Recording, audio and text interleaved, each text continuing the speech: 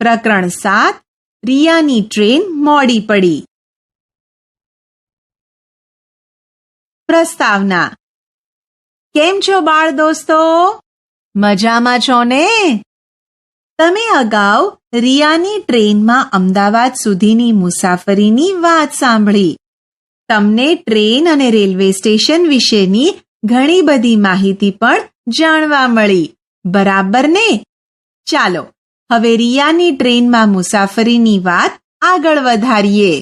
જ્યારે આપણે મુસાફરી કરીએ છીએ ત્યારે ક્યારેક એવું પણ બને છે કે આપણે નિર્ધારિત સમયે તે સ્થળે પહોંચી શકતા નથી. આવું રિયા સાથે પણ બન્યું. રિયાની ડાયરી. રિયાની આંખ ખુલી અને તેણે જોયું તો તેની ટ્રેન કોઈ પ્લેટફોર્મ પર ઊભી હતી. રિયાએ બેઠા થઈને બારીમાંથી બહાર જોયું તો સામેની દિવાલ પરની ઘડિયાળમાં સવારના 5 વાગ્યા હતા. તેની જ બાજુમાં એક થાંભલા પર ગોળ પાટિયામાં મોટા અક્ષરોથી વડોદરા જંકશન એવું લખેલું હતું. તેનો ભાઈ હજુ સૂતો હતો. ત્યાં માઇકમાં સૂચના આપવામાં આવી રહી હતી કે વડોદરાથી સુરત, વલસાડ, વાપી, મુંબઈ તરફ જવાવાળી અને આવવાવાળી તમામ ટ્રેનો 2 કલાક મોડી ચાલશે. આ સાંભળીને રિયાનો ભાઈ જાગી ગયો. તમે વિચારી શકો કે રિયાની ટ્રેન વડોદરા સ્ટેશનથી કેમ 2 કલાક મોડી ચાલવાની હોઈ શકે? આગળના જંકશન પર કામ ચાલતું હોય અથવા રેલવેના પાટા પર કોઈ અકસ્માત થયો હોય અથવા તો વહેલી સવારથી જ રાબેતા મુજબની ટ્રેનો 2 કલાક મોડી ચાલતી હોય અને ટ્રેનને આગળ વધવા સિગ્નલ મળ્યું ન હોય, તેવા કોઈ કારણોસર રિયાની ટ્રેન વડોદરા સ્ટેશનથી 2 કલાક મોડી ચાલવાની હોઈ શકે. રિયાના પપ્પાએ તેમને કહ્યું, તમે બ્રશ કરી લો, ત્યાં સુધીમાં હું આપણા બધા માટે ચા લઈ આવું છું. રિયા અને તેની મમ્મીએ સવારની પ્રાતઃક્રિયાઓ પતાવી. એટલી જ વારમાં તેના પપ્પા ચા લઈને આવી ગયા. તેની મમ્મીએ ઘરેથી નાસ્તા માટે સાથે લીધેલા થેપલા, ખાખરા અને બિસ્કિટ કાઢ્યા. તેમણે ચા નાસ્તો કર્યો. ત્યાં સુધી તો અજવાળું થઈ ગયું હતું. ટ્રેનને ઉપડવાની હજુ ઘણી વાર હતી. રિયાના પપ્પાએ તેને અને તેના ભાઈને કહ્યું, ચાલો નીચે હું તમને રેલવે સ્ટેશનની સુવિધાઓ બતાવું. રિયા અને તેનો ભાઈ પપ્પા સાથે ટ્રેનમાંથી નીચે ઉતર્યા. રિયાના પપ્પાએ તેમને ટિકિટ બારી, ટિકિટ ચેકરની રૂમ, પ્રતીક્ષા ખંડ, પાર્સલ રૂમ, ટોયલેટ બાથરૂમ, પીવાના પાણીની સુવિધા, ચા નાસ્તાની કેન્ટીન જેવી વિવિધ સુવિધાઓના સ્થળો બતાવ્યા. રિયા અને હિમાક્ષે આ બધું ધ્યાનથી જોયું. રેલવે સ્ટેશન પર એક પ્લેટફોર્મ પરથી બીજા પ્લેટફોર્મ પર જવા માટેના સીડીવાળા પુલ ઉપરથી તેમણે જોયું તો સ્ટેશન ઉપર ઘણી બધી ટ્રેન ઊભી હતી. તેમણે જોયું કે રેલવેના કર્મચારીઓ પોતાના કામ પર લાગી ગયા હતા. તેઓ પાઇપ વડે ટ્રેનના ડબ્બાઓમાં પાણી ભરતા હતા અને ટ્રેનની સફાઈનું કામ કરી રહ્યા હતા. રેલવેના કેટલાક સફાઈ કામદારો ટ્રેનના પાટાની આજુબાજુની સફાઈ કરી રહ્યા હતા. આમ સ્ટેશન પર બધું જોવામાં ને ફરવામાં સમય ક્યાં પસાર થઈ ગયો તેની તેમને ખબર જ ન પડી. રિયા અને હિમાક્ષને રેલવેની સુવિધાઓ વિશે જોવા અને જાણવાની બહુ મજા આવી. રિયાએ આ વિવિધ પ્રકારની સુવિધાઓના ફોટા અને વિડીયો તેના પપ્પાના મોબાઈલમાં લીધા. થોડી વારમાં જ માઇકમાં સૂચના આપવામાં આવી. તેમની ટ્રેન 2 મિનિટમાં વડોદરા સ્ટેશનથી ઉપડશે. તેથી તેઓ પાછા તેમના ડબ્બામાં તેમની જગ્યાએ આવીને બેસી ગયા. ત્યાં જ ટ્રેન ચાલી. સવારનો સમય હતો. વહેલી સવારમાં બહારનું વાતાવરણ ખૂબ જ રમણીય લાગતું હતું. રિયાની ટ્રેન આગળ વધવા લાગી. તેમની ટ્રેન સડક માર્ગના બંધ ફાટક પાસેથી પસાર થઈ રહી હતી. ત્યાં લોકો ફાટકની બંને બાજુ ટ્રેન પસાર થવાની રાહ જોઈ રહ્યા હતા. તે જ સમયે રિયાની ટ્રેનની બાજુમાંથી બીજી એક ટ્રેન પસાર થઈ.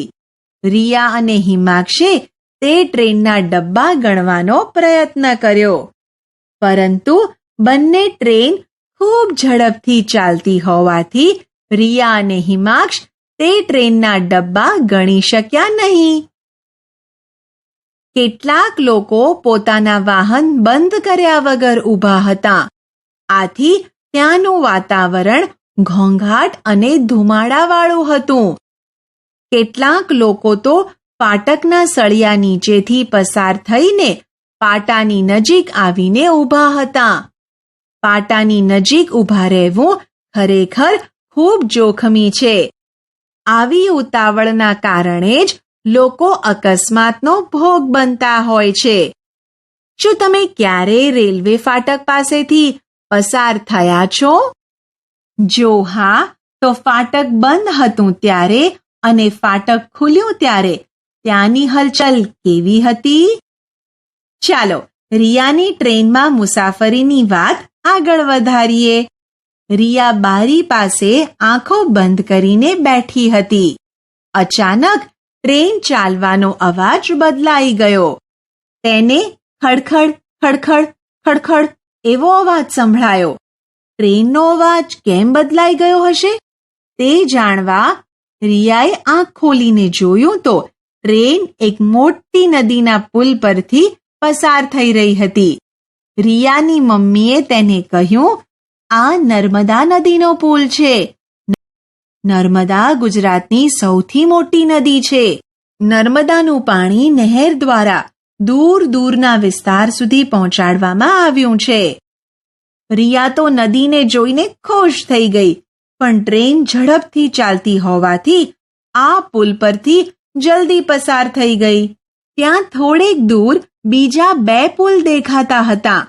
તે પુલ પરથી નાના મોટા વાહનો પસાર થઈ રહ્યા હતા. આ જોઈ રિયાના પપ્પાએ કહ્યું, જે આ પહેલો પુલ દેખાય છે તેનું નામ ગોલ્ડન બ્રિજ છે. તે ખૂબ જૂનો અને મજબૂત પુલ છે. તેનાથી આગળ જે બીજો પુલ દેખાય છે તે નર્મદા નદી પરનો નવો બાંધેલો પુલ છે. આ પુલ આપણા દેશનો એટલે કે ભારતનો સૌથી મોટા કેબલ બ્રિજ તરીકે ઓળખાય છે. રિયા તેના પપ્પાની વાત સાંભળવાની સાથે સાથે નદીના પાણીને જોતી હતી. ઉનાળો હોવા છતાં પણ નદીના પાણીના પ્રવાહમાં કોઈ જ ફરક નહોતો. નદીમાં પાણી ખૂબ જ હતું. નદીમાં કેટલાક માછીમારો નાવડીમાં બેસીને માછલા પકડવા જાળ પાથરીને બેઠેલા રિયાએ જોયા. નર્મદા નદીનો પુલ ખૂબ લાંબો હોવાથી રિયાને આ બધું જોવાની ખૂબ મજા આવી. રિયાના પપ્પાએ તેમને કહ્યું, રાત્રે તમે બધા સૂતા હતા ત્યારે આપણી ટ્રેન સાબરમતી, વાત્રક, મહીસાગર અને વિશ્વામિત્રી જેવી મોટી નદીના પુલ પરથી પસાર થઈ હતી. હવે આગળ સુરત પાસે તાપી નદીનો પુલ આવશે. નર્મદા નદીની જેમ તાપી પણ વિશાળ નદી છે. તેનો ખળખળ વહેતો વિશાળ જળપ્રવાહ જોવાની તમને મજા આવશે. માટે તે જોવાનું ચૂકતા નહીં. શું તમે પુલ જોયા છે? જો હા, તો કયા કયા તેના વિશે વિચારો. શું તમે ક્યારેય પુલ પરથી પસાર થયા છો? ક્યાં? તમે પુલની આજુબાજુમાં શું જોયું? અમદાવાદમાં સાબરમતી નદી પર બાંધેલા વિવિધ પુલોમાં રેલવેનો bridge, Subhash bridge, Gandhi bridge, Nehru bridge, Lakkadiyo પુલ એટલે કે એલિસ બ્રિજ તથા સરદાર બ્રિજ વગેરેનો સમાવેશ થાય છે. તમારા વિસ્તારમાં કઈ કઈ નદીઓ આવેલી છે અને તે નદી પર કઈ કઈ જગ્યાએ પુલ બાંધેલા છે તેના વિશે વિચારો. શું તમે ક્યારેય વિચાર્યું છે કે નદી પર પુલ કેમ બનાવવા પડે છે? નદી પર પુલ નદીને સરળતાથી પાર કરી શકાય માટે બનાવવામાં આવે છે. નદીની વચ્ચે થઈને લોકો અને વાહનોની અવરજવરનો રસ્તો નીકળતો હોય ત્યારે નદી પર પુલ બાંધવાની જરૂર પડે છે. નદીમાં બારે માસ પાણી રહેતું હોય અથવા તો ચોમાસા દરમિયાન નદીમાં પાણીનો પ્રવાહ વધુ હોય કે નદીમાં પૂર જેવી સ્થિતિ હોય, આ કારણે લોકોને નદીના એક છેડેથી બીજા છેડા પર જવામાં ખૂબ જ તકલીફ પડે. આ સમસ્યાઓના નિવારણ માટે અને લોકોની સગવડ અને સુખાકારી માટે નદી પર પુલ બનાવવો પડે છે. ચાલો રિયાની ટ્રેનમાં મુસાફરીની વાત આગળ વધારીએ. રિયાને ટ્રેનમાંથી બહારના દ્રશ્યો જોવાની ખૂબ મજા આવી. નદી કિનારાના વિસ્તારમાં લીલા પાકવાળા ખેતરો જોયા. કેટલાક ખેતરોમાં કેળાની ખેતી જોઈ. ચારે બાજુ લીલાછમ વૃક્ષો જોયા. રિયાએ આ બધું જ ક્યારેય એકસાથે જોયું ન હતું. બારીમાંથી ખૂબ ઠંડો પવન પણ આવતો હતો. આવી ઠંડી હવાનો અનુભવ તેને ગાંધીધામમાં ક્યારેય થયો ન હતો. આ સુંદર વાતાવરણ જોવામાં તેઓ બધા જ મશગુલ હતા. ત્યાં રિયાની મમ્મીના મોબાઈલ પર રિયાના મામાનો ફોન આવ્યો. તેના મામા તેમને રેલવે સ્ટેશન પર લેવા આવવાના હતા. તેથી તેના મામાએ તેની મમ્મીને ફોન કર્યો હતો. રિયાની મમ્મીએ મામાને કહ્યું, સ્ટેશન અમને લેવા આવવા માટે ઉતાવળ ન કરીશ. અમારી ટ્રેન 2 કલાક મોડી ચાલે છે. માટે અમે 8:25 કલાકે પહોંચવાના બદલે 10:25 કલાકે પહોંચીશું. હવે રિયાની ટ્રેન એક મોટા શહેર વચ્ચેથી પસાર થઈ રહી હતી. રસ્તામાં મોટા મોટા સડક માર્ગના પુલો, રેલ માર્ગની બંને બાજુ મોટી મોટી ઇમારતો અને બજાર દેખાતા હતા. રિયા આ બધું બારીમાંથી જોઈ રહી હતી. ત્યાં તેના પપ્પાએ કહ્યું, આ સુરત શહેર છે. સુરત હીરા ઉદ્યોગ અને કાપડ ઉદ્યોગ માટે વિશ્વભરમાં જાણીતું છે. ગુજરાતના મોટા શહેરોમાં અમદાવાદ પછી સુરત બીજા નંબરનું મોટું શહેર છે. વાતો વાતોમાં સુરતનું રેલવે સ્ટેશન આવી ગયું અને ટ્રેન ઊભી રહી. ત્યાંના પ્લેટફોર્મ પર મુસાફરોની અવરજવર વધારે હતી. અહીં સુરતમાં ક્યાંક ક્યાંક અલગ અલગ પોશાક પહેરેલા લોકો પણ તેમણે જોયા. કેટલીક સ્ત્રીઓએ ધોતીની જેમ સાડી પહેરેલી હતી, તો કેટલાક પુરુષોએ લુંગીની જેમ સફેદ ધોતી વીંટી હતી. તો કેટલાક લોકોની બોલી પણ જુદી જુદી હતી. આમ અહીંના રેલવે સ્ટેશન પર તેઓને વિવિધ પહેરવેશ અને અલગ અલગ બોલી બોલતા લોકો જોવા મળ્યા. રિયાએ તેના પપ્પા સામે જોયું. ત્યાં જ તેના પપ્પાએ કહ્યું, રિયા, અહીં દેશના વિવિધ રાજ્યોના લોકો નોકરી ધંધા માટે સ્થાયી થયેલા છે. આથી જ અહીંયા વિવિધ પ્રકારના પહેરવેશવાળા અને વિવિધ બોલી બોલતા લોકો જોવા મળે છે. તમે કયા કયા શહેરો જોયા છે અને ત્યાં તમે શું શું જોયું છે તેના વિશે વિચારો. તમે કેવા કેવા પ્રકારના પોશાક પહેરતા લોકો જોયા છે તેના વિશે પણ વિચારો. શું તમે ગુજરાતી બોલી સિવાય અન્ય બોલી બોલતા લોકોને સાંભળ્યા છે? તે કઈ કઈ બોલી છે તે તમે જણાવી શકો? રિયાના પપ્પા ટ્રેન ઊભી રહેતા સુરતની પ્રખ્યાત મીઠાઈ લેવા નીચે ઉતર્યા. ટ્રેન ફક્ત 5 મિનિટ જ ઊભી રહી. બસ એટલી જ વારમાં તો તેના પપ્પા મીઠાઈ લઈને આવી ગયા. આવીને તેમણે રિયા અને હિમાક્ષને કહ્યું, આ સુરતની પ્રખ્યાત સૂતરફેણી અને ઘારી છે. હું આપણા બધા માટે લાવ્યો છું. રિયા, પપ્પા, મમ્મી અને હિમાક્ષે ટ્રેનમાં મીઠાઈ ખાધી. અહીં કેટલાક શહેરો અને ત્યાંની વખણાતી વાનગી કે ચીજ વસ્તુઓના નામ જણાવ્યા છે. તમે બીજા ગામ કે શહેરો ઉમેરી શકો છો.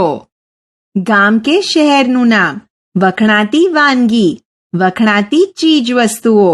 જામનગર સૂકી કચોરી, ઘૂઘરા. બાંધણી. કચ્છ દાબેલી, ખાજલી. ભરત ગૂંથણ. અમદાવાદ ખમણ ઢોકળા, સુતરાઉ કાપડ. મીઠાઈ ખાઈ લીધા પછી રિયાના પપ્પાએ તેમને કહ્યું, હવે નવસારી અને વલસાડ, પછી સીધું વાપી જ આવશે. વાપી પહોંચતા હવે આપણને બસ 1-8 કલાક જેવો જ સમય લાગશે. આ સાંભળીને રિયા અને હિમાંશ બહુ ખુશ થયા. રિયાની મમ્મીએ મામાને ફોન કરવા મોબાઈલ હાથમાં લીધો. મામાને ફોન કરીને કહ્યું કે અમારી ટ્રેન 1 કલાકમાં વાપી પહોંચશે. અમારી ટ્રેન વલસાડથી ઉપડી. ત્યારબાદ તેઓ તેમનો બધો સામાન વ્યવસ્થિત કરવા લાગ્યા. રિયા અને હિમાંશને તો મામાના ઘરે પહોંચવાનો આનંદ હતો.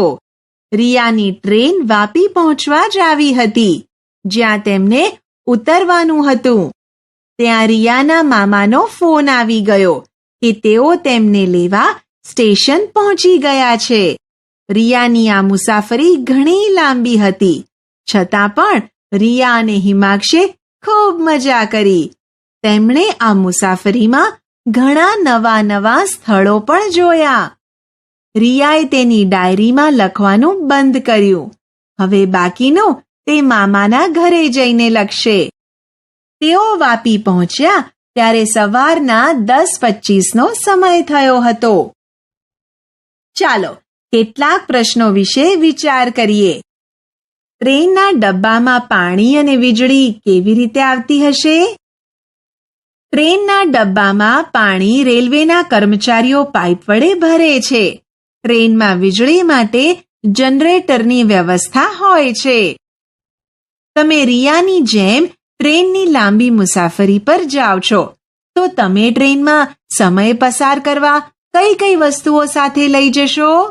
લાંબી મુસાફરી વખતે ટ્રેનમાં સમય પસાર કરવા માટે તમે વાર્તાની કે અન્ય ચોપડીઓ, સાપસીડીની ગેમ, કાર્ડ ગેમ, સંગીત સાંભળવા માટે તથા ગેમ રમવા માટે મોબાઈલ લઈ જઈ શકો. બરાબર ને? અહીં ચિત્રમાં જુદા જુદા સેવકો બતાવ્યા છે તથા તેમના કાર્ય જણાવેલ છે, તો તેનો અભ્યાસ કરો. પહેલું ચિત્ર કુલીનું છે. રેલવે સ્ટેશન પર તે સામાન ઊંચકવાનું કામ કરે છે. મુસાફરોનો સામાન એક જગ્યા પરથી બીજી જગ્યાએ ઊંચકીને લઈ જવાનું કામ કુલી કરે છે. આ તેનો વ્યવસાય છે. આ ચિત્ર ગાર્ડનું છે. રેલવે સ્ટેશન પર ગાર્ડ સિગ્નલ બતાવવાનું કાર્ય કરે છે. તેના હાથમાં લાલ અને લીલી ઝંડી હોય છે.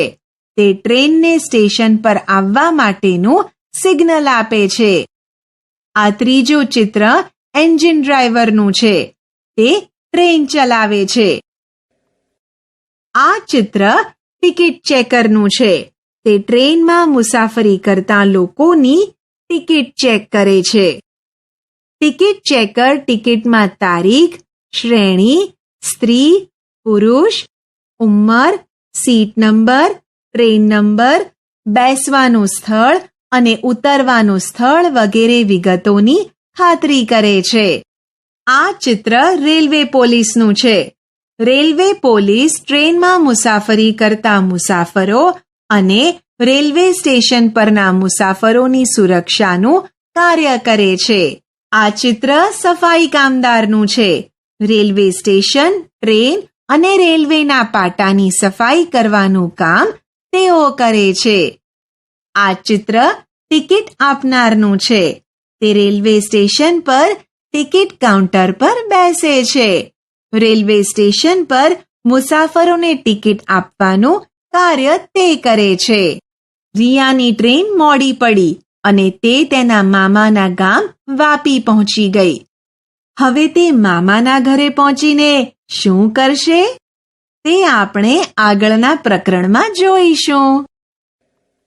આપણે શું શીખ્યા? મુસાફરી દરમિયાન આવતી સમસ્યાઓ વિશે જાણકારી. વિવિધ ગામ કે શહેરોની વખણાતી વાનગીઓ અને વસ્તુઓ વિશે માહિતી. રેલવે કર્મચારીઓ અને તેમના કાર્યો વિશે જાણકારી.